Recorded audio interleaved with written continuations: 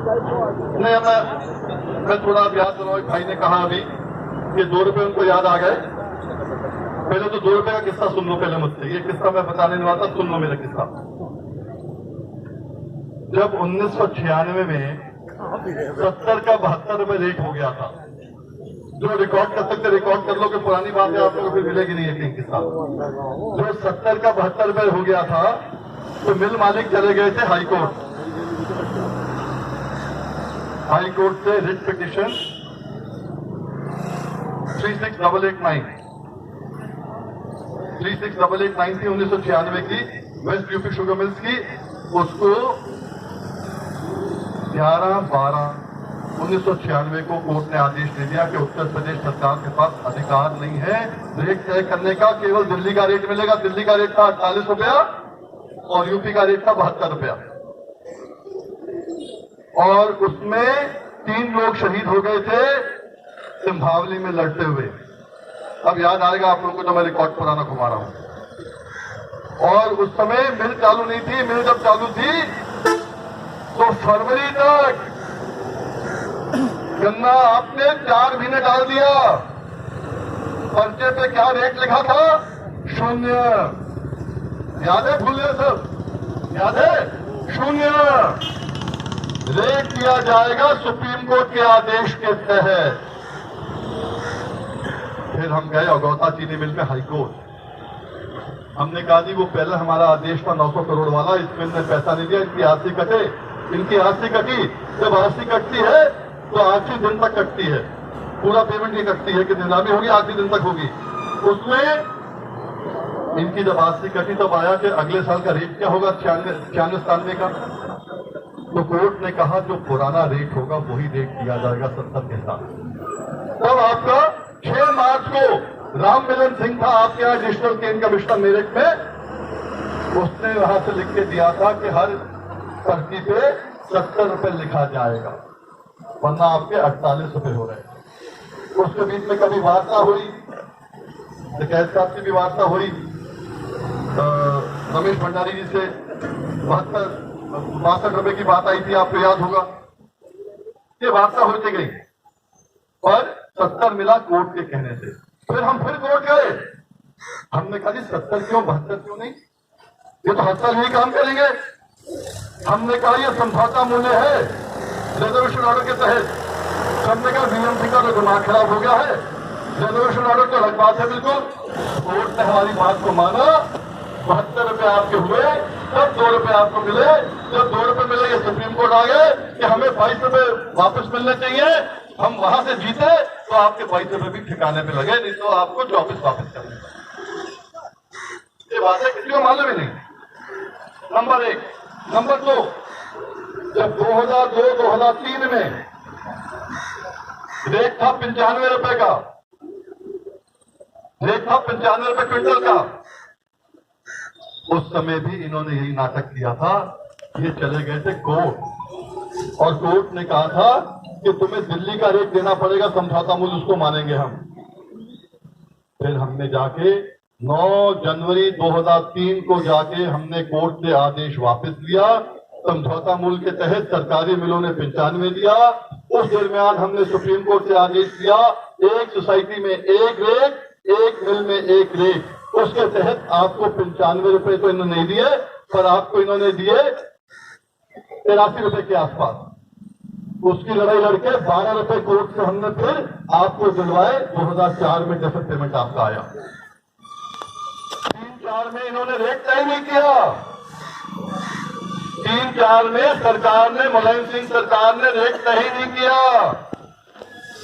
2 नवंबर में जाकर हमने इलाहाबाद हाई कोर्ट से जस्टिस प्रदीप कांत के आदेश के तहत रेट तय कराया। उन्होंने कहा जो पुराना रेट है वही देना पड़ेगा। इसलिए जब 83 पहले दिया, फिर 83 दे दिया उन्होंने। तो दोनों के आपको 12-13 रुपए आपको दोनों साल के मिले थे। फिर उसके बाद में 6-7 में 125 रुपया ये सरकार छोड़ गई थी समाजवादी की। मायावती सरकार ने 125 का 125 रखा, कोर्ट में हार गई तो 125 का 110 हो गया और 15 और 20 रुपए हर मिलने, सरकारी मिलने भी आपके कम कर दिए। उसकी लड़ाई अलग लड़ी और उसके 15-20 रुपए आपको अलग मिले। जब आपके 6-7 में आपके 7 रुपए पीछे से काट लिए गए थे, वो भी याद है नहीं याद है? कोर्ट के गले काटे थे ना, वो भी बाद में दिलवाया आपको।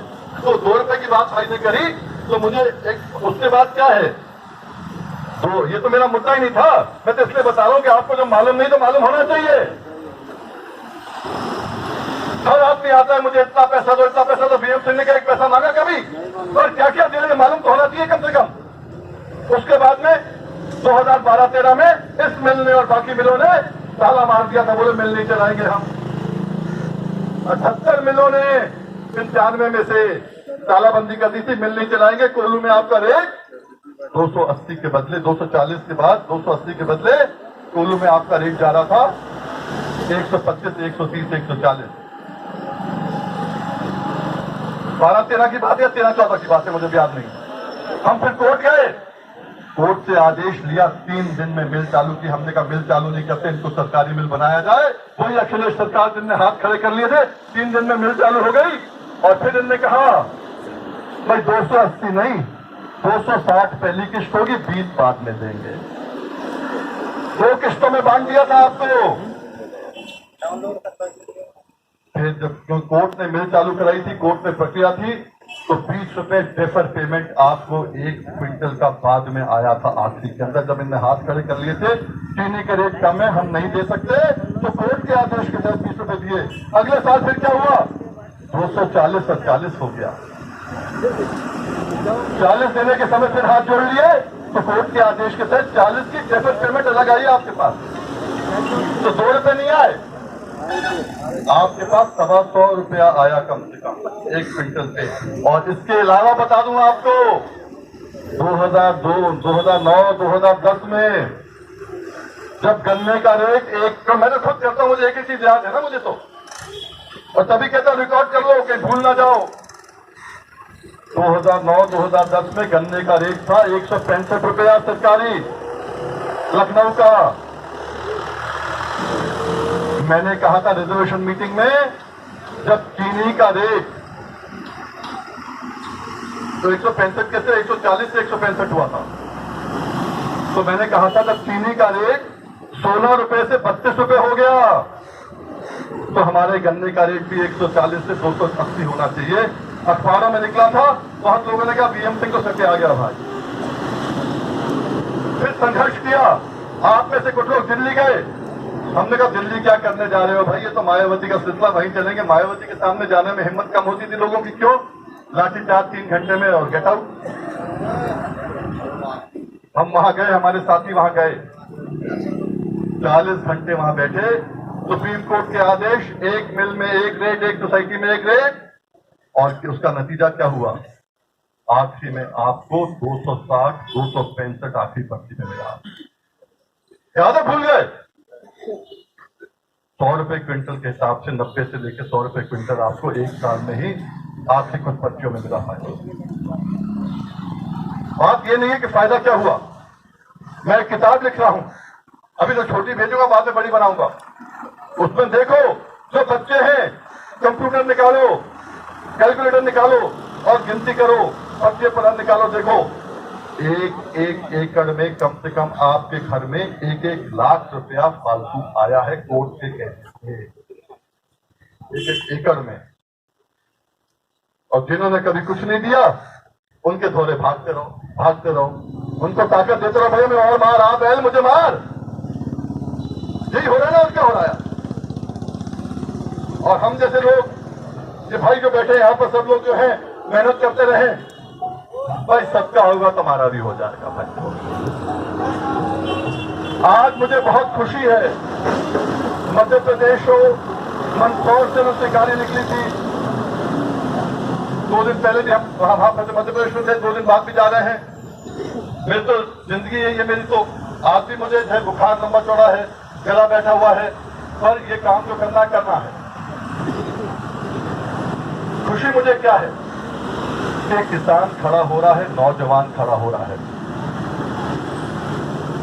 और इसलिए हमने लाल बहादुर शास्त्री जी का जो नारा था ना, जय जवान जय किसान, वो नारा ही रह गया, कभी ऊपर उभरा नहीं, नारे के अलावा कभी हुआ नहीं। अभी 2 अक्टूबर में लोग कहेंगे जय जवान जय किसान, बाकी भूल जाएंगे साल भर। हमने नारा बदल दिया। जवान जो है किसान के घर से है, किसान और जवान तो एक ही है ना। हमारे घर के हमारा बालक जाता है बॉर्डर पे, वापस आता है, फिर किसान बन जाता है। अब तो कुछ सिक्योरिटी में चल जाते हैं, वैसे तो इस किसान का किसान ही रहता है। तो जय जवान जय नौजवान। नौजवान जब तक खेती में नहीं आएगा तब तक देश को खुराक नहीं मिलेगी। आगे आप और मैं दे जाएंगे, हमारे बात कौन देगा? अगर राष्ट्रवाद की बात करना है, देश की बात करना है, तो आगे देश के लिए खुराक भी देनी पड़ेगी। नौजवान को तैयार करना पड़ेगा खेती के लिए। वो तभी तैयार होगा अगर खेती मुनाफे का काम होगा, अगर उसको रेट वही मिलेगा जो वाजिब होगा। इसलिए 435 का रेट जब करने का होगा, नौजवान खेती में वापस आ जाए। ये भाषण नहीं है, आप देखते हो मैं भाषण कभी देता नहीं, मैं दिल से बोलता हूं।